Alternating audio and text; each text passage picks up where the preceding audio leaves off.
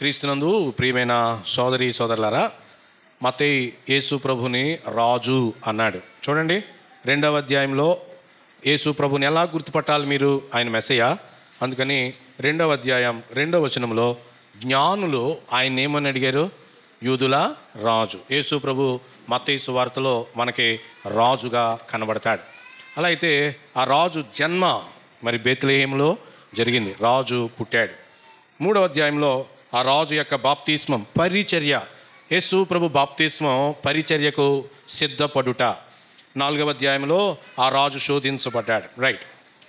5, 6, 7 ఈ 3 అధ్యాయాలు ఆ రాజ్యం యొక్క నియమాలు. ప్రభు అంటున్నాడు, నాకు రాజ్యం ఉంది, నా రాజ్యంలో మీకు నియమాలు ఉన్నాయి. ఎలాంటి నియమాలు ఉన్నాయి, మీరు ఎలా జీవించాలి, అవన్నీ చెప్పాడు. ఎన్నో అధ్యాయం? 5, 6, 7 అధ్యాయాలు. ఆ రాజుకి నియమాలు ఉన్నాయి. మరి 8వ అధ్యాయంలో రాజ్యం ఉంది, రాజ్యానికి నియమాలు ఉన్నాయి. మరి రాజుగారికి అధికారం లేదనుకోండి, రాజ్యం ఉంటే ఏం సుఖం, ఎన్ని నియమాలు పెడితే ఏం సుఖం? రాజుగారికి ఏముండాలి? అధికారం. ఆ అధికారమే 8, 9 అధ్యాయాలు. రాజుకి ఏముంది? అధికారం, పవర్, శక్తి. రాజుకి శక్తి ఉన్నది, అధికారం ఉన్నది. దీనిలో సుమారు 9, 10 అద్భుతాలు దీనిలో ఉన్నాయి. చూడండి, మత్తయి ఒకేసారి జరిగిన అద్భుతాలు కాకపోయినా మనకు అర్థం కావడానికి ఒకదాని తర్వాత ఒకటి కూర్చాడు. బిలీవర్ ఆ అధ్యాయం చదువుతూ ఉంటుండగా దేవుని శక్తిని గ్రహించాలి. అందుకని 8వ అధ్యాయం చూడండి, అలా ఎలా రాశాడో మొదట మనం చూద్దాం. మొదటి 4 వచనాల్లో కుష్ఠరోగిని బాగు చేశాడు. అదే ఉందా మీ బైబిల్లో? బైబిల్ చూడాలా. కుష్ఠరోగిని ఏం చేశాడు? బాగు చేశాడు. 2వ అద్భుతం ఏంటి? శతాధిపతి దాసుడు ఉన్నాడు, అతడు పక్షవాతంతో బాధపడుతున్నాడు, అతన్ని బాగు చేశాడు. 3వది చూడండి, 3వది 14వ అధ్యాయంలో పేతురు అత్త జ్వరంతో బాధపడుతుంటే ఆయన ఆమెను బాగు చేశాడు. 3 అద్భుతాలు. కుష్ఠరోగిని బాగు చేశాడు, 2వది శతాధిపతి దాసుని బాగు చేశాడు, 3వది పేతురు గారి యొక్క అత్త. తర్వాత వెంటనే 18వ వచనంలో శిష్యత్వం గురించి చెప్తున్నాడు. అక్కడ అద్భుతం ఏమీ లేదు. 22వ వచనం చూడండి, యేసు అతన్ని చూచి ఏమంటున్నాడు? నన్ను. దీని అర్థం ఏంటంటే ఆయన శక్తిని నువ్వు నిజంగా చూడగలిగితే ఆయన్ని మనం ఏం చేస్తాం? వెంబడిస్తాం. నెక్స్ట్ ఇదే పద్ధతి మళ్ళీ పాటించాడు మత్తయి. చూడండి, 23వ వచనం 23 నుంచి 27 వరకు ఆయన సముద్రము మీద తుఫానును ఆపాడు. అద్భుతం. సముద్రము మీద తుఫానును ఆపాడు. అద్భుతం. 28వ వచనం చూడండి, గదరేనీల దేశం, దానిలో దెయ్యాలు పట్టిన 2 ఉన్నారు. వాళ్ళు ప్రభు దగ్గరికి వస్తే ప్రభు వారిని బాగు చేశాడు. మరలా సముద్రము తుఫానును ఆపాడు, దెయ్యాలు పట్టిన వారిని విడిపించాడు. తర్వాత 9వ అధ్యాయంలోనికి రండి. 9వ అధ్యాయంలో ఆ మొదటి 10 వచనాలు మీరు చూస్తే, లేదా 8 వచనాలు, పక్షవాయువు గలవాడిని బాగు చేశాడు. ఇల్లు కిక్కిరిసిపోయి ఉంటే ఆయన్ని లోపలికి తేవడానికి చోటు లేదు. అందుకని ఒక ఆలోచన వచ్చింది, పై పెంకులు ఇప్పి యేసు ప్రభు పాదాల దగ్గరికి ఆ పరుపుని తాళ్ళుతో కట్టి ప్రభు పాదాల దగ్గర పారేశారు. ఎన్ని అద్భుతాలైనాయి? మరలా 3. 1 సముద్ర తుఫాను ఆపుట, దయ్యాలు పట్టిన వారిని బాగు చేయుట, పక్షవాయువు గలవాడిని బాగు చే. ఈ 3 అయ్యాక ఆయన మరలా మత్తయిని చెప్తున్నాడు. మత్తయి శిష్యుడు 9వ వచనం చూడండి, నన్ను వెంబడించండి. ఆయన అధికారాన్ని, ఆయన శక్తిని మనం చూశాక ప్రియ ప్రభుని మనము వెంబడించాలి. వెంబడించడం అంటే ఆన్ అండ్ ఆఫ్గా ఉండటం కాదు, మనకి నచ్చినప్పుడు ఉండడం మానేయటం కాదు. ఏది ఏమైనా ఆ ప్రియ ప్రభుని విడిచిపెట్టకుండుట. ఉదయం లేచినప్పటి నుంచి రాత్రి నిద్రపోయేంత వరకు యేసు ప్రభు యొక్క అధికారానికి లొంగి ఉండుట, అది వెంబడించడం అంటే. అది ఆయన కోరుతున్నాడు. ఇలాగున మీరు ఇంకా 9వ అధ్యాయంలో మళ్ళా మీరు లెక్కెట్టుకోండి, చాలా ఆయన అద్భుతాలు చేశాడు. వెంటనే శిష్యత్వం, అద్భుతాలు, శిష్యత్వం. ఇది ఒకటి. మరొక విషయం మీరు గమనించాలి, యేసు ప్రభు ఎందుకు అద్భుతాలు చేశాడు? Why did Jesus do miracles, wonders, signs? అద్భుతాలు, సూచక్రియలు యేసు ప్రభు ఎందుకు చేశాడు? ఇప్పుడు అద్భుతాలు, సూచక్రియలు యేసు ప్రభు చేసినట్టేనా? ఇది మనం గ్రహించాలి.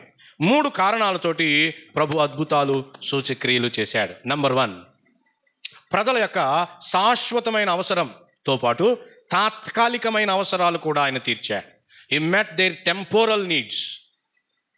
జ్వరం శాశ్వతమైనది, నిత్యత్వం అవతల ఏం జ్వరం ఉండదు, తాత్కాలికం. అయినా కానీ ఏం చేశాడు? దాటిపోకుండా బాగు చేశాడు. పక్షవాతం, కుష్ఠరోగం, భూమి మీదకే అవన్నీ, తర్వాత ఏమి ఉండవు. అయినా ప్రభు వారి తాత్కాలికమైన అవసరాలు. అందుకని దేవుని పిల్లలమైన మనం ప్రతి చిన్న అవసరానికి ప్రభువు మీద ఆధారపడాలి. మొదటి కారణం. రెండవ కారణం ఏంటంటే, ఇశ్రాయేలు మెస్సయ్య వచ్చినప్పుడు ఆయన అద్భుతాలు చేస్తాడు అని యెషయా రాశాడు, మీకా రాశాడు, దావీదు ఎన్నోసార్లు చెప్పాడు. వీళ్ళందరూ కనిపెడుతున్నారు, మెస్సయ్య మనలో ఒకళ్ళలాగే పురుషునిగా ఆయన ఉన్నాడు, ఎలా గుర్తుపట్టాలి? ఇదిగో ఆయన చేస్తున్న కార్యాల ద్వారా ఆయన మెస్సయ్య అని గుర్తుపట్టాలి. 1, ప్రజల అవసరాలు తీర్చడానికి అద్భుతాలు. 2, ఆయన మెస్సయ్య అని గుర్తుపట్టడానికి అద్భుతాలు. 3, ప్రతి అద్భుతంలోనూ ఆత్మీయమైన సత్యాన్ని మన కొరకై దాచి ఉంచాడు. ఒక్కొక్క అద్భుతంలో విశ్వాసులమైన మనం నేర్చుకోవాల్సిన పాఠాలు ఉన్నాయి. కనీసం ఈ 3 కొరకై అద్భుతాలను మనము చూస్తాం. చూడండి, ప్రభు ఆయన ఇక్కడ ఇంకొక మాట చెప్పాలి. అద్భుతాలు చేశాక ఆయన అన్నాడు, ఎవడితో ఏమీ చెప్పొద్దు అన్నాడు. ఎవడితో ఏమీ చెప్పొద్దు. ఎందుకని? చాలా కారణాలు ఉన్నాయి. అయినా కానీ వాళ్ళు చెప్తూనే ఉన్నారు. ఒక వచనం చూడండి, 9వ అధ్యాయంలోనికి రండి. ఇది కూడా మనం అర్థం చేసుకోవాలి. 9వ అధ్యాయం 30 చూడండి. 2 గుడ్డి వాళ్ళని ఆయన బాగు చేశాడు. 2 గుడ్డి వాళ్ళని బాగు చేశాడు. 30వ వచనం, వారి కన్నులు తెరవబడిను. అప్పుడు యేసు ఇది ఎవనికినీ తెలియకుండా చూచుకున్నాడని వారికి ఎట్లా చెప్పాడట? చాలా ఖండితం, కుదరదని చెప్పి పెడితే వాళ్ళు ఏం చేశారు? అయినను వారు వెళ్ళి, వినండి, ఆయన అద్భుతాలు చేశాడో ఎవ్వరితో చెప్పొద్దన్నాడు. కారణం ఏంటో తెలుసా? ప్రజలు అద్భుతాల ద్వారా ఆయన నమ్మటం కాదు, మెస్సయాను గుర్తుపడితే చాలు. యేసు ప్రభు దగ్గరికి గుంపులు ఎందుకు వస్తున్నాయంటే అద్భుతం కొరకే. కానీ వినండి, అద్భుతాల ద్వారా కాక ఒక వచనం చదువుకుందాం. హెబ్రీ పత్రిక, యేసు ప్రభు ఏం కోరుతున్నాడు? 1వ అధ్యాయం, హెబ్రీలకు రాయబడిన పత్రిక 1వ అధ్యాయం 2వ వచనంలో దీని సొల్యూషన్ అక్కడ రాశాడండి. హెబ్రీ పత్రిక 1:2, ఈ దినముల అంతమందు అద్భుతాల ద్వారా మాట్లాడిన అనలేదు. ఎవరి ద్వారా? కుమారుని ద్వారా. మీరు అక్కడి నుంచి చదివితే ఆయన తన మహత్తు గల మాట, వాక్యం. యేసు ప్రభు అద్భుతాలు చేశాడు, ఎవరితో ఏమీ చెప్పొద్దు అంటున్నాడు. ప్రజలు అద్భుతాల ద్వారా రక్షించబడరు, స్వస్థతల ద్వారా రక్షించబడరు. వాళ్ళు టెంపరీగా వస్తారు, అద్భుతాలు చూస్తారు, ఆహా ఓహో అంటారు, వెళ్ళిపోతారు. అద్భుతాల కంటే ప్రజల హృదయంలో బాగుపరిచేది ఏంటి అంటే వాక్యం. మరొక ఉదాహరణ చూపించి అప్పుడు అద్భుతాల దగ్గరికి వస్తాను. పేతురు 2వ పత్రిక, ఒక దివ్యమైన మహాత్మ్యాన్ని ఆ రూపాంతర కొండ మీద వాళ్ళు చూశారు. పేతురు 2వ పత్రిక దొరుకుద్దండి, 218వ పేజీ, 1వ అధ్యాయం 17వ వచనంలో ఆయన మహాత్మ్యమును లేదా ఆయన అద్భుతాన్ని మేము కన్నులారా చూశాం. అద్భుతం. ఇప్పుడు ఎక్కడికి వెళ్ళినా ఎవరికి ఏం కావాలి? అద్భుతం. ఏంటండి ఈ చర్చిలో నూనె బుడ్డుకు కూడా ప్రార్థన చేయరు, శుద్ధ జలం అనరు. ఈనాడు బైబిల్ ఎలా ఉందో అలా వెళ్ళటం లేదు, ప్రజలకి ఎలా కావాలో బోధకులను అలా తయారు చేసుకుంటున్నారు. పేతురు అంటున్నాడు, మేము అద్భుతం చూసాం. కానీ 18వ వచనం లేదా 19 చూడండి. ఎంతకంటే మహాత్మ్యము కంటే, అద్భుతము కంటే ఏముందట? స్థిరమైన ప్రవచన వాక్యం. సంఘము చాలా జాగ్రత్తగా ఉండాలి. ఎవరు ఉన్నా లేకపోయినా సంఘము అద్భుతాల వెంట వెళ్ళకూడదు. దేని వెంట వెళ్ళాలి? వాక్యం. పొరపాటు లేని, ఇన్నరెంట్, ఇన్ఫాలియబుల్, సరిపోయింది, పొరపాటు లేనిది, నిశ్చయంగా చెప్పబడింది ఆ వాక్యం మనకు కావాలి. మరి ఎందుకండి ఈరోజు పాఠం అద్భుతాలు మళ్ళా చెప్తున్నాను, వారి తాత్కాలికమైన అవసరాలు కూడా తీర్చాడు. ఆయన మెస్సయ్య అని గుర్తుపట్టాలి. సిలువకు ముందు మూడవది, ప్రతి అద్భుతంలో ఆత్మీయమైన సత్యాన్ని మన కొరకు ఆయన రాయించాడు. ఆ ఫోకస్ తోటి మనము మత్తయి సువార్త 8వ అధ్యాయంలోనికి వస్తున్నాం. ఒక్కొక్క అద్భుతం అలా ప్రస్తావించి ఎన్నైతే అన్ని నేను దానిలో ప్రాక్టికల్ ఆస్పెక్ట్స్ మీకు అందించి ముందుకు వెళ్ళిపోతాను. 8వ అధ్యాయం మొదటి 4 వచనాల్లో ఒక కుష్ఠరోగి వచ్చాడు. ప్రభు కొండ మీద ప్రసంగం చేశాడు. 3 రోజులు లేదా కొండ మీద ప్రసంగం అయ్యాక ఆయన కొండ దిగి వచ్చినప్పుడు ఒక కుష్ఠరోగి వచ్చాడు. కుష్ఠరోగము అంటే జాగ్రత్తగా వినండి, ఇది పాపమునకు సూచన. కుష్ఠరోగము హార్ట్ అటాక్ లాగా, బ్రెయిన్ హ్యామరేజ్ లాగా అప్పటికప్పుడు కనబడదు. కుష్ఠరోగం లోపలే ఉంటుంది. అది బయటపడడానికి సుమారు 10-12 సంవత్సరాలు పడుతుంది. త్వరగా బయటపడదు, ఉంటుంది లోపల. లెప్రమైడ్ అని ఏదో ఉంటుందండి దాని పేరు. మన ఈ సముద్ర తీరాల్లో ఉన్న ఊళ్ళల్లో ఎక్కడి నుంచి నెల్లూరు దాకా, కాకినాడ శ్రీకాకుళం నుంచి ఎక్కువ ఈ ఉష్ణోగ్రతలో పెరుగుద్ది. చిన్న క్రిమి శరీరంలోకి వెళ్తుంది. 10-12 ఏళ్ళు దాకా ఏం కనపడదు. మొదటిగా ఒక మచ్చలా కనపడదు, ఒక ప్యాచ్ వస్తుంది. పాపానికి సూచన. పాపం ఒక వికృతమైన కార్యం ఆమె కానీ వాడు కానీ చేసేంత వరకు వారు పాపంతో ఉన్నారు అని గ్రహించలేరు. వారు పాపంతో ఉన్నారు అని గ్రహించలేరు. చిన్నగా ప్రారంభమవుతుంది కుష్ఠరోగం. పాపి తన స్థితిని గ్రహించలేడు. అందుకని యాజకుడి దగ్గరికి వెళ్తే ఆ మచ్చ ఎత్తుగా ఉందా, లోతుగా ఉందా, ఆ పొడ మచ్చ బ్రౌన్ కలర్లో ఉందా, తెల్లటి మచ్చ, ఒకవేళ అది చర్మపు వ్యాధి అయితే కుష్ఠరోగం కాకుండా, ఇవన్నీ యాజకులే డాక్టర్లు. పాపి సువార్త దగ్గరికి వస్తే తప్ప తాను పాపి అని ఎప్పటికీ కూడా గ్రహించలేడు. అందుకనే సంఘము సువార్త చెప్పడానికి సిద్ధంగా ఉండాలి. అది పెరిగి పెరిగి పెరిగి స్పర్శ కోల్పోతారు. మీరు కుష్ఠరోగి వేడి గిన్నె పట్టుకున్న తెల్లో స్పర్శ జ్ఞానం ఉండదు. గాయాలైనా తెలియదు. రోడ్డు మీద నడుస్తుంటే రాయి తగిలి గీసుకుందనుకోండి, వాళ్ళకి ఏం నొప్పి తెలియదు. అది కుష్ఠరోగం, అది చర్మ సంబంధమైన వ్యాధి. ఆనాడు సమాజం వారిని బయటికి గెంటింది. ఉండొద్దు. ఊరు చివరున్నాడు ప్రభు, ఊరు చివర కొండ మీద నుంచి దిగొస్తున్నాడు. నాకు ఇష్టమే, నీకు ఇష్టమైతే నన్ను శుద్ధినిగా చేయగలవు. ఇక్కడ ఇంకొకటి, కుష్ఠరోగిని ఎవరైనా ముట్టుకుంటే వారు అపవిత్రమైపోతారు. మరి ఇప్పుడు కుష్ఠరోగిని ఎవరు ముట్టుకున్నారు? ప్రభు ముట్టుకున్నాడు.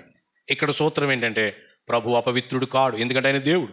ఆయన శక్తి ఆ కుష్ఠరోగాన్ని మాన్పించేది. ఇంకా ఇక్కడ మనం చూస్తాం, ప్రభు అన్నాడు వాడు వెంటనే శుద్ధుడయ్యాడు. తక్షణమే రక్షణ, తక్షణమే. సువార్త వినాలి, హృదయం తెరవబడాలి. నా స్థానంలో ప్రభు చనిపోయి తిరిగి లేచాడని విశ్వాసం ఉంచగానే తక్షణమే వాడేమయ్యాడు? శుద్ధి. యేసు ప్రభుని విశ్వాసం ఉంచగానే కొత్త జన్మ. తక్షణమే శుద్ధుడైపోయాడు. తర్వాత ప్రభు అన్నాడు, నీ దేహాన్ని యాజకునికి కనుపరుచుకో. ఎందుకో తెలుసా? యాజకులకి తెలియాలి మెస్సయా వచ్చాడని. మెస్సయా బలి కొరకై సిద్ధమవుతాడు. ఆ బలి అన్నీ విడిచిపెట్టి మామూలు బలులు అర్పిస్తున్నారు మీరు. యాజకులకి మెస్సయా వచ్చాడని తెలియాలి. మోషే నియమించిన కానుక సమర్పించు అని ప్రభువాణ్ణి పంపాడు. ఇది కుష్ఠరోగానికి సంబంధించిన ఆత్మీయమైన పాఠం. ప్రభువారి యొక్క శక్తి వాడి తాత్కాలిక అవసరం. 5వ వచనంలోనికి రండి. ఒక శతాధిపతి, 100 మంది పోలీసుల మీద ఆఫీసర్ అని అర్థం. సైనికుల మీద ప్రేమ కలిగిన వాడు. దాసుడు. 6 దినాల్లో దాసుల్ని పట్టించుకోరు. స్త్రీలను ఆట బొమ్మల్లా చూసే దినాలు. ఇశ్రాయేలీల మధ్య ఒక అన్యుడు తన దాసుని పట్ల శ్రద్ధ కలిగి ఉన్నాడు. ప్రభు దగ్గరికి వచ్చాడు. ప్రభువా, నా దాసుడు పక్షవాయువుతో మిగుల బాధపడుతున్నాడు, ఇంటిలో పడున్నాడు అని వేడుకున్నాడు. యేసు అన్నాడు, నేను వచ్చి వాడిని స్వస్థపరుస్తాను అనగానే ఈ శతాధిపతి వణికిపోయాడు. 8వ వచనం చూడండి. ప్రభువా, నీవు నా ఇంటిలోనికి వచ్చుటకు నేను పాత్రుడను. వాళ్ళు ఏమంటున్నారు? నిజానికి మార్కు సువార్తలో మనం చూస్తాం, ఇతడు పాత్రుడు, అర్హుడు. ప్రజలందరూ అంటున్నారు ఇతడు అర్హుడు. అతడు అంటున్నాడు, నేను అర్హుడను. నీ గురించి నువ్వేమనుకుంటున్నావు, నా గురించి నేనేమనుకుంటున్నాను. ప్రజలు మన గురించి ఒక్కొక్కసారి ఎక్కువగా చెప్తారు, ఒక్కొక్కసారి తగ్గిస్తారు. కానీ ప్రభు ఎదుట మనం ఏమై ఉన్నాం? ఏమంటున్నాడు? నీవు నా ఇంటికి వచ్చుటకు నేను పాత్రుడను కాను. శతాధిపతిలో 2 పాఠాలు నాకు కనపడ్డాయండి. ప్రభు స్వస్థపరుస్తాడు అని విశ్వాసంతో ఉన్నాడు, విశ్వాసము. రెండవది, స్వస్థపరిచే వాని ఎదుట ఎలా ఉండాలి? నేను ఫలానా నేను 100 మంది మీద శతాధిపతిని అని చెప్పడం లేదు, సింగిల్ సెంటెన్స్ అండి, నేను పాత్రుడను కాను. మనం నేర్చుకునే పాఠం ఏమిటంటే, విశ్వాసము వినయము కలిసి వెళ్తాయి. They both go together. మన దీనత్వము మన విశ్వాసాన్ని సూచిస్తుంది. నేను పాత్రుడను కాను ప్రభు అన్నాడు. ఆశ్చర్యపోయాడు. శతాధిపతి యూదుల మధ్య ఉన్న అన్యుడు. ప్రభు అన్నాడు, ఇంత గొప్ప విశ్వాసం యూదుల్లో చూడలేదే, ఆయన పిల్లలు అనబడిన వాళ్ళలో చూడలేదు, అన్యుల్లో ఉంది ఇంత విశ్వాసం. ఆశ్చర్యపోయాడు. మనమేమంటామంటే, మా ఇంటి పక్క వాళ్ళ విశ్వాసం ఎంతో నేను కూడా అలాగే. లేదో, బీ ఇండివిజువల్, నీకు నీవుగా విశ్వాసంలో బలవంతుడు కా. ప్రభు అన్నాడు, ఇంత గొప్ప విశ్వాసం నేను చూడలేదు. ఇంకా అన్నాడు, అనేకులకు రోజు రాబోతుంది, తూర్పు నుండి పడమర నుండి వస్తారు, అంటే భూమి అటు ఇటు నుంచి వస్తారు, అబ్రాహాముతో ఇస్సాకుతో యాకోబుతో పరలోకములో కూర్చుంటారు, విందులో ఉంటారు. విశ్వాసము వినయము ఉన్నవాళ్ళు పరలోకములో విందులో ఉంటారు. అబ్రహాము విశ్వాసం నేర్చుకోవాలి, ఇస్సాకు విశ్వాసం వాగ్దానం, యాకోబు విశ్వాసం వాగ్దానం పోరాటం మనం నేర్చుకుంటాం. 12వ వచనంలో అన్నాడు, ఒరే అన్యుడు రక్షించబడ్డాడు రా, ధర్మశాస్త్రం ఉంది, టెంపుల్ ఉంది, ఆచారాలు ఉన్నాయి, అన్నీ ఉన్నాయని చెప్పారు కదా మీరు, విశ్వాసం లేదు మీకు. అందుకని 12వ వచనంలో అన్నాడు, రాజ్య సంబంధులు, అంటే అబ్రాహాము పిల్లలను చెప్పబడిన వాళ్ళు అగ్నిగుండానికి పోయారు. పేరుకి విశ్వాసులు, విశ్వాసులకు తండ్రి పిల్లలు, కానీ నిజంగా వారి జీవితంలో విశ్వాసము లేదు. ప్రియులారా వినండి, ఇంకొక అద్భుతం చెప్పాలి. ఈ శతాధిపతి, దేవా నీవు ఇంటికి వచ్చి బాగు చేయక్కర్లేదు, మాట మాత్రము సెలవు.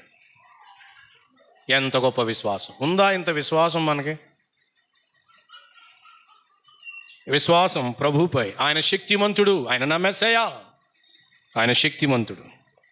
14వ వచనంలోనికి రండి. మరొక అద్భుతాన్ని ఆయన చేశాడు. ఈ అద్భుతం పేతురు అత్త మొదటి పోపు గారికి వివాహమైంది. కొరింథీ మొదటి పత్రిక చూడండి, వీళ్ళు ముఖముఖాలు చూసుకుంటున్నారు తమ్ముడోళ్ళు. పౌలు గారిని కూడా అడుగుదాం, ఆయన ఏమంటాడో చూద్దాం. మత్తయి చెప్పాడు కదా, ఎన్నో అధ్యాయం? కొరింథీ మొదటి పత్రిక 9వ అధ్యాయం 5వ వచనం చూడండి. కొరింథీ మొదటి పత్రిక 9వ అధ్యాయం 5వ వచనం. తక్కిన అపోస్తుల వలెను, ప్రభు యొక్క సహోదరుల వలెను. కేఫా అంటే పేతురండి, కేఫా వలెను. కేఫా సేవకు వెళ్తా ఎవరిని తీసుకెళ్తున్నారట కూడా? విశ్వాసురాలైన పేతురు అత్త జీవితంలో నుండి కొన్ని పాఠాలు, చిన్నవే. బహుశా ఆమె జ్వరంతో పడి ఉంది, అంటే ఆమె మలేరియా లాంటి తీవ్రమైన జ్వరం అయి ఉండొచ్చు, లేవలేక ఆమె పడి ఉంది. తర్వాత ప్రభు ఆమె చెయ్యి ముట్టుకున్నాడు, జ్వరము ఆమెను. చూడండి, శతాధిపతి దగ్గర చేసిన అద్భుతం పబ్లిక్ అండి, బహిరంగంగా అద్భుతం చేశాడు. కానీ పేతురు అత్త అద్భుతం ప్రైవేట్. వినండి, ఎందుకు ఆయన కుటుంబాల దగ్గర అద్భుతాలు చేస్తున్నాడు అనంటే, భార్యగా, భర్తగా, బిడ్డలుగా యేసు ప్రభువుని అంగీకరిస్తేనే అసలు మనం కుటుంబంగా ఎందుకున్నామో అర్థమవుతుంది. కుటుంబాలు అర్థం అవ్వాలంటే ప్రభు ఎవరో తెలియాలి. ఆయన వచ్చాడు, ఆమె చెయ్యి ముట్టుకున్నాడు, బాగుపడింది. ఆమె లేచి ఆయనకు ఉపచారము. ఇక్కడ ఇంకొకటి, ఆయన భార్యను గురించి కూడా మనం ఆలోచన చేయాలి. అక్కడ ఏమీ లేదు. దీన్నే రీడింగ్ బిట్వీన్ ద లైన్స్ అంటారు. అక్కడ సందర్భాన్ని అర్థం చేసుకోగా పేతురు భార్య కూడా మనకు కనబడుతుంది. యేసుప్రభు ఒక్కడే రాడు, 4-5 వస్తారు. ఈమె జ్వరంతో పడుంది, వచ్చిన వెంటనే కాఫీ నీళ్ళు ఇవ్వాలి కదండి. సణుగుకోకుండా పరిచర్య చేసే భక్తి కలిగిన దాసురాలని మనము గమనించవచ్చు. ఆ తర్వాత ఆమె లేచి ఆయనకు ఉపచారము చేసింది. ఈమె జ్వరంతో ఉన్నప్పుడు ఉపచారం చేయలేకపోయింది. బలహీనంగా ఉన్నప్పుడు పరిచర్య చేయలేకపోయింది. జ్వరం కూడా దేనికి సూచన? రోమీయులకు రాయబడిన పత్రిక 8వ అధ్యాయాన్ని చూడండి. రోమీయులకు రాయబడిన పత్రిక 8వ అధ్యాయం 8వ వచనం చదువుదామా? 8 కాదు నాన్న, 6 చదువు. ఎలయనగా నాన్న 5:6 ఎలయనగా మనం ఇంకా ఎలా ఉన్నాం?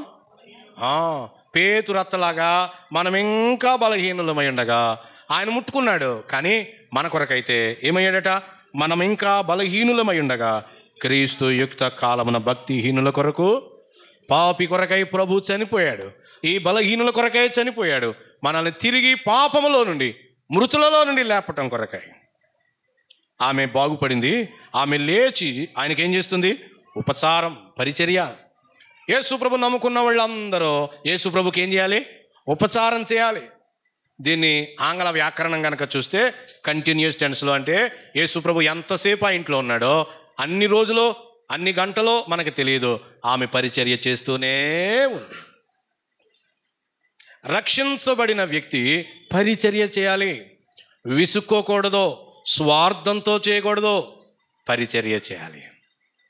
నా ప్రభు నన్ను బాగు చేశాడు, నాకు రక్షణ ఇచ్చాడు, అగ్ని గంధకాలతో మండే గుండం నుండి బాగు చేశాడు, గనుక నేను ఆయనకి ఉపచారము చేస్తాను. ఇది పేతురు అత్తలో నుండి మనం నేర్చుకునే పాఠం. తర్వాత ప్రభు శిష్యత్వం గురించి చెప్పాడు. 22వ వచనం, 18వ వచనం చూడండి. ఆయన జనసమూహాన్ని చూసి అటువైపు వెళ్ళాలనుకుంటే ఈ లోపల ఒక శాస్త్రి వచ్చాడు. శాస్త్రి అంటే ఆ దినాల్లో యూదులకి వాక్యాన్ని చెప్పేవాళ్ళు. అందరి దగ్గర గ్రంథాలు ఉండేవి కాదు. సమాజ మందిరంలో గ్రంథపు చుట్టలు ఉండేవి, వాటిని తెరిచి మెస్సయ్య గురించి చెప్పేవాడు. అలాంటి ఒక శాస్త్రి ప్రభు దగ్గరికి వచ్చి ఆయన అద్భుతాలన్నీ చూసి ఇలా అన్నాడు, బోధకుడా, నీవెక్కడికి వెళ్ళినా నీ వెంట నేను వచ్చేస్తాను, నీవెక్కడికి వెళ్ళినా నీ వెంట వచ్చేస్తాను అన్నాడు. ఆశ ఆ యవనస్తుడికి చాలా బాగుంది. అయితే ప్రభు అన్నాడు, ఎక్కడికి వస్తావయ్యా? నక్కలకు బురియలు ఉన్నాయి, ఆకాశ పక్షులకు గూళ్ళు ఉన్నాయి, తలవాల్చుకుంటకైనా మనుష్య కుమారునికి స్థలము, నాకేమి ఆశ్రమం లేదయ్యా, కుటీరం ఏమీ లేదు, నేను వెళ్ళిపోతాను అలా సంచార సువార్థికుణ్ణి అని ప్రభు చెప్పినప్పుడు ఒక్క స్టెప్ వెనక్కేసాడు. మళ్ళీ ఏమన్నాడు? 21 స్థలం శిష్యులలో మరి ఒకడు వచ్చి ఇడు వచ్చాడు లేదో చెప్పకుండానే మత్తయి మరొకరిని తీసుకొచ్చాడు. ప్రభువా, నేను కూడా వస్తాను, అయితే ఒక ఆబ్లిగేషన్ ఉంది, నేను మొదట వెళ్ళి నా తండ్రిని పాతి పెట్టుటకు నాకు సెలవు. కొంతమంది అంటారు ఇంకా చనిపోలేదు, వృద్ధాప్యంలో ఉన్నాడు, కాబట్టి ఆయన చనిపోయాక నేను వచ్చి నిన్ను వెంబడిస్తాను. వాయిదా వేసే బ్యాచ్ అన్నమాట ఇది. ప్రభు అన్నాడు 22వ వచనం, యేసు అతను చూచి నన్ను వెంబడించుము, let the dead be buried by dead. మృతులు తమ మృతులను పాతి పెట్టుకుంటారు. నువ్వు మృతుడు కాదు, బ్రతికావు, విశ్వాసం వచ్చింది నీకు. ఆదివారం కూటం మానేస్తారండి కొంతమంది. అంటే ఫంక్షన్కి వెళ్ళాం, అక్కడికి వెళ్ళాము, ఇక్కడ వాళ్ళు మృతులు కాబట్టి ఏమైనా చేస్తారు. అలాంటి వారితోటి ప్రత్యేకంగా ఆదివార కూటం సమయంలో రొట్టె విరిచే కూటాన్ని మనం మానటానికి ప్రభు చెప్తున్నాడు, మృతులు తమ మృతులను ఏం చేస్తారు? Do not mingle with them. కలవద్దండి, వారు మృతులు, మీరు బ్రతికి ఉన్నారు, జీవముంది మీలో. వాళ్ళకి తెలియదు, మీకు తెలుసు. Let the dead be buried by dead కదా. మృతులు తమ మృతులను పాతి కలవద్దు. నీవు వచ్చి నన్ను వెంబడించు, ప్రభువుని కూటమిలో వెంబడించు, ఉదయాన్నే వెంబడించు, మధ్యాహ్నం సాయంకాలం నిర్ణయాల్లో వెంబడించు, కుటుంబంగా వెంబడించు, సంఘంగా వెంబడిద్దాం. మృతులు తమ మృతులను పాతి పెట్టుకొనివ్వండి. 3 అద్భుతాలు చూశారు కదా, ఆయన శక్తి మీకు అర్థమైంది కదా, ఈయన తప్ప ఇంకెవరున్నారు మనకి? తర్వాత అద్భుతం చూడండి, నేను త్వరగానే ముందుకు వెళ్తున్నాను. 23 ఆయన శిష్యులు ఆయన వెంట వెళ్ళారు. తుఫాను రేగింది, అలలు లేచాయి. ప్రభువా, మేము నశించిపోతున్నాం అని వాళ్ళు గాబరా పడ్డారు, కంగారు పడ్డారు. మేము నశించిపోతున్నాం అంటే ప్రభు లేచి, అల్ప విశ్వాసులారా ఎందుకు భయపడతాం? జీవితంలో ఎదురయ్యే తుఫానులు ఉంటాయండి. జీవితంలో ఎన్నో తుఫానులు మనకు ఎదురవుతాయి. బిడ్డకు బాగోకపోవచ్చు సడన్గా, లేకపోతే చెప్పుకోలేని వ్యాధి మనకి రావచ్చు, లేకపోతే కుటుంబ సమస్య ఏర్పడచ్చు, ఉద్యోగం పోవచ్చు, పెద్ద సమస్య ఎదురుగుండా ఉండగా చేతిలో చిల్లిగవ్వ లేకపోవచ్చు. ప్రభు అన్నాడు, అల్ప విశ్వాసులారా ఎందుకు సందేహపడితిరి? జీవితంలో ఎలాంటి సమస్య ఎదురైనా మనం ఆయనపై విశ్వాసం ఉంచవచ్చు. 27వ వచనం, ఆయన గాలిని సముద్రాన్ని గద్దించాడు, నిమ్మళించాక వారు ఈయన ఎట్టివాడో ఆరాధిస్తున్నారు. ఆదివారం స్త్రీలు పురుషులు చేసే పని ఇది. యేసు ప్రభు ఎట్టివాడు, ఎలాంటివాడు ఆయనను గుర్తుపట్టుట. 28వ అధ్యాయంలోనికి రండి. 28వ వచనం, గదరేనీల దేశం అంటే గాదు ప్రాంతం అన్నమాట. యాకోబు కొడుకులు ఉన్నారు కదా, వాళ్ళల్లో గాదు గోత్రానికి వచ్చిన స్వాస్థ్యం అన్నమాట. అందరూ బాగానే ఉన్నారు. ఇశ్రాయేలీలు పంది మాంసం తినకూడదు. లేవియాకాండం 15వ అధ్యాయంలో వారు కోషేరు ఆహార నియమాలు ఉన్నాయి, పంది మాంసం తినకూడదు. కానీ వీళ్ళు తినరు, కానీ తినే వాళ్ళకి సప్లై చేస్తారు. అందుకని బాగా పందులు పెంచడం ప్రారంభించారు. వినండి, పంది అపవిత్రమైన జంతువు. ఇక్కడ ఒక ప్రాముఖ్యమైన సూత్రం ఉందండి. ఒక్కొక్కసారి మనం తప్పు చేయమండి, కానీ తప్పు చేసిన వాళ్ళని సమర్థిస్తూ ఉంటాం. అదే వీళ్ళు చేసింది. మీకు ఇంకొక రుజువు చూపిస్తాను. రోమాపత్రికలోనికి రండి. బైబిల్లో సూత్రాలు రిపీటెడ్గా ఉదాహరణల ద్వారా, డైరెక్ట్ స్టేట్మెంట్ల ద్వారా కనబడతాయి. రోమీలకు రాయబడిన పత్రిక 1వ అధ్యాయం చూడండి, 32వ వచనంలో అన్నాడు. 1:32 అండి. పంది మాంసం తినరు, కానీ పందులు పెంచి అమ్ముతారు. ఇట్టి కార్యములు అంటే పైన చాలా చెడ్డ కార్యాలు లోకస్తులు చేస్తారు. ఇట్టి కార్యములు చేయవారు, అభ్యసించువారు దేవుని ఉగ్రత వస్తుంది కదా. లైంగికమైన పాపాలు, విగ్రహారాధన, కపటం కదా, ఇవన్నీ దేవుని మరణమునకు తగిన వారు అను దేవుని న్యాయ విధి వారు బాగుగా ఎరిగి ఉండియు తెలిసి చేస్తున్నారు వాళ్ళు. తర్వాత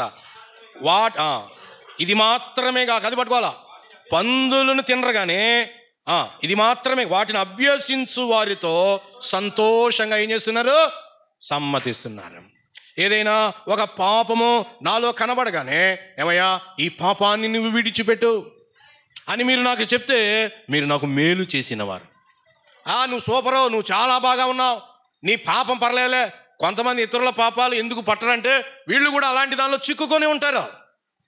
అందుకని చెప్తున్నాడు, సంఘమా పాపము విషయంలో పాపము చేసే వారితోటి సంతోషంగా ఏం చేయకూడదట, సమ్మతించొద్దు. దేవుని ఉగ్రత వారి మీదకి రాబోతూ ఉంటుండగా ప్రత్యేకంగా ఉండవు. ఇప్పుడు చూడండి, వారు పందులను తినరు కానీ పందులను మేపుతూ ఉన్నారు. నీ స్టాండ్ ఏంటి, నా స్టాండ్ ఏంటి?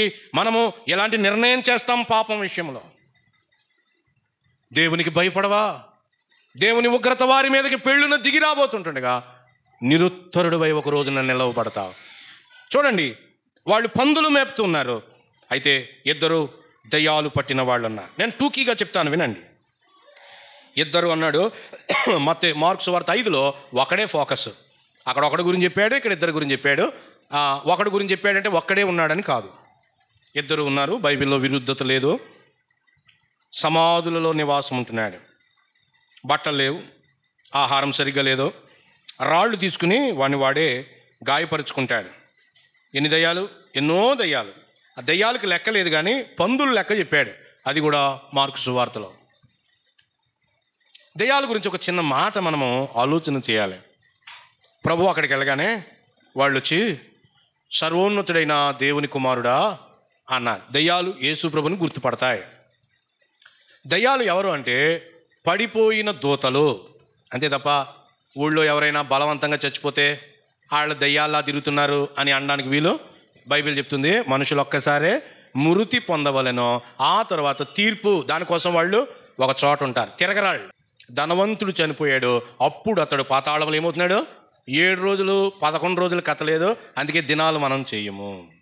మనుషులు ఒక్కసారే మృతి పొందవలెను, అటు తర్వాత they are kept for the judgment. పాతాళంలో బాధపడుతూ కేకలు వేసి చెప్తా ఉన్నాడు. ఎక్కడెక్కడ ఎవడో తిరగడండి.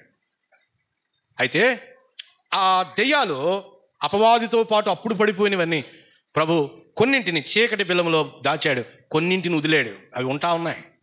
అవి మహేంద్రవాడలో ఉన్నాయి, రాజమండ్రిలో ఉంటాయి, ఆంధ్రాలో ఉన్నాయి. కొన్ని దయ్యాలు ఎంటైస్మెంట్ అంటారు, రెచ్చగొడతా ఉంటాయి. వ్యభిచారణ రెచ్చగొడతాయి, విగ్రహారాధికను రెచ్చగొడతాయి, త్రాగే వాళ్ళని రెచ్చగొడతా ఉంటాయి, బూతులాడే వాళ్ళని రెచ్చగొడతా ఉంటాయి, సువార్త పనిని ఆటంకపరిచే వాళ్ళని. ఇక్కడ నేను మర్చిపోయాను చెప్పాలి. దేవుని వాక్యం మొట్టమొదటిసారి ఒక ప్రాంతానికి వెళ్తే దెయ్యాలన్నీ దాడి చేస్తాయి. ఇది మన స్వీయ అనుభవం. చాలామంది వృద్ధులైన దేవుని దాసులు వాళ్ళ ఎక్స్పీరియన్సెస్ చెప్పారు. ఒక్కసారి కూడా సువార్త లేని ప్రాంతానికి దేవుని దాసులు కనుక వెళ్తే ఎంత బాధ అనుభవించాలో. ఛత్తీస్గఢ్ సువార్తకి గడ్డు పరిస్థితులు ఎదుర్కొంటుంది. ప్రార్థన చేయండి. దేవుని దాసులను కొట్టారు, మూతి పగలగొట్టారు, రక్తం ఓడుతూ ఉంది. వాళ్ళు ఇల్లు ఓడబెరికారు, నిప్పు పెట్టారు, బయటికి లాగారు. ఆదివారం ఆరాధన కూడా జరగనివ్వటం లేదు. ఉత్తరప్రదేశ్ అలాగే ఉంది, మహారాష్ట్ర అలాగే ఉంది, మధ్యప్రదేశ్ అలాగే ఉంది. ప్రియమైన సోదరి సోదరులారా, సువార్త కొరకై అనేకమైన దెయ్యాలు వ్యతిరేకంగా నిలవబడ్డాయి. అయితే ప్రభు శక్తి కలిగిన వాడు ఆ దెయ్యాలను నోరు ముయ్యమని ఆయన చెప్పిన, ఓర్రకుండమని చెప్పాడు. షట్ యువర్ మౌత్, మాట్లాడద్దు. దెయ్యం అంటది, నువ్వు దేవుని కుమారుడు యేసు ప్రభు ఇవన్నీ చెప్తా ఉంటే షట్ యువర్ మౌత్ ఎందుకంటాడైనా. వినండి, ఒక ఆత్మీయమైన పాఠం. యేసు ప్రభు ఎవరో దెయ్యాలు చెప్పకూడదు, రక్షించబడిన విశ్వాసే చెప్పాలా. ఓరకుండు, నీ సాక్ష్యం నాకు అక్కర్లేదా? దెయ్యాల సాక్ష్యాన్ని ఆయన కోరుకునేవాడు కాడు. యేసు ప్రభు విశ్వాసుల ద్వారా ఆయన పలికిస్తాడు. వినండి, మమ్మను నశింపజేయవచ్చితివా. ఒక రోజు ఉంది అప్పుడు కదా, అప్పుడే నశింపజేసేస్తావా? మమ్మల్ని పందుల్లోకి పంపించు అని వేడుకుంటే ఆ పందుల్లోకి ఆ దెయ్యాలు పోయాయండి. ఆ దెయ్యాలు పట్టి పందులు విలవెల్లాడిపోయి ఎటుపోతున్నాయో తెలియక ఆ సముద్రంలో, గెరాసేనుల సముద్రం, గలిలయ సముద్రంలోనికి పోయి ఊపిరాడక చచ్చిపోయాయండి 2000 పందులు. ఎంత విచిత్రం. ఆ దయ్యాలు పట్టిన వాళ్ళు బాగుపడి యేసు ప్రభు పాదాల దగ్గర కూర్చున్నారు. ప్రభువా, మమ్మల్ని బాగు చేసావు, మేము నీతోనే ఉంటాం. ప్రభు అన్నాడు, నేను చాలా దూరం వెళ్ళి ప్రయాణం చేయాలయ్యా, పరిచర్య చేయాలి, నాతో వద్దు. నువ్వు ఎలా బాగుపడ్డావో వెళ్ళి నీ ఇంట్లో సాక్ష్యం చెప్పు. మొదట మన సాక్ష్యం ఎక్కడ ఉండాలి? ఇంట్లో, తర్వాత మన ఊళ్ళో, ఓకే, తర్వాత మన చుట్టూ సాక్ష్యం ఉండాలి. నాతో రావద్దు, నువ్వు ఉన్న చోట సాక్షిగా ఉండు. అయితే వాడు వెళ్ళాడు, సాక్షిగా ఉండి ఆ చుట్టూ దెకపోలి 10 పట్టణాల్లో. ఎక్కడికి ఎంత ఆనందమో. నాకు బట్టలు సరిగా ఉండేవి కావు, రాళ్ళతో గాయం చేసుకునేవాడిని, బువ్వలేదు, డొక్కలిండిపోయి బతికేవాడిని, సమాధుల మధ్య నీచమైన జీవితం. యేసయ్య బాగు చేసాడండి. ఊరు తిరిగి సువార్త చెప్తున్నాడు. ఆ ఊరోళ్ళు ఏమన్నారంటే, యేసు ప్రభువా, ఆయన బాగు చేసావు, నీకు స్తోత్రం అనలేదు, మా వ్యాపారం పోయింది, ఎల్లు. ఎంత కఠినమైన హృదయాలు. మా పందులు మాకు చాలా ప్రాముఖ్యం, మనుషుల మేలు కంటే మా వ్యాపారం మాకు ముఖ్యం. ప్రభు మౌనంగా అక్కడి నుంచి వెళ్ళిపోయాడు. కానీ 14వ అధ్యాయం మత్తయి సువార్తకు వచ్చేసరికి, మళ్ళీ ఆయన అక్కడికి వచ్చేసరికి వాళ్ళు వెళ్ళిపోమనలేదు. ప్రభువా రండి. ఇన్ని రోజుల్లో మార్పు ఎలా వచ్చిందంటే, ఆ 2 దయ్యాలు పట్టిన వాళ్ళు చక్కగా బతుకుతుంటే ఆ నోట ఈ నోట, అరే ఇంత చెడ్డోడ్రా, ప్రభు నమ్ముకున్నాడంట, సంతోషం. ప్రభును వాళ్ళు స్వీకరించారు. ఆయన కార్యాలు వాళ్ళు సాక్షిగా జీవించారు.